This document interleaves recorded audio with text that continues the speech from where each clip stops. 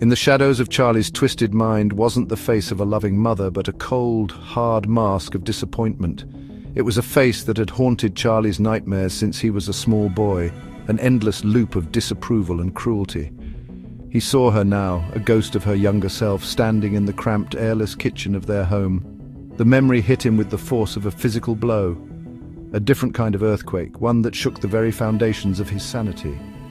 It was his birthday and he was turning 13 years old, developing into a teenager. Baby fat still clung to him and his mother noticed. "Look at you," she'd sneered, pointing the cake knife at his flabby belly. "You're a disgrace. A little piggy. I can't afford to feed you. You eat so much." His lip had quivered, which made her reaction 10 times worse.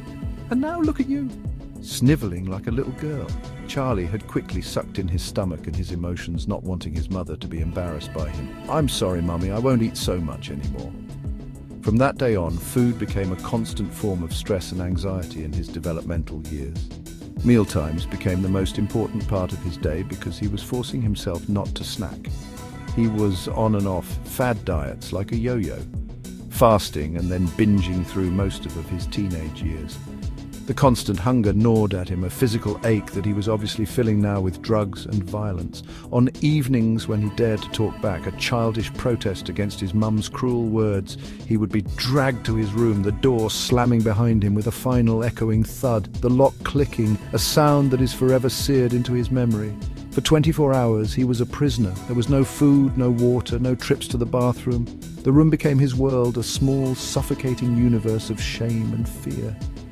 He would press his ear to the door, listening to the clatter of plates and the sound of his family's laughter, a symphony of what he was missing.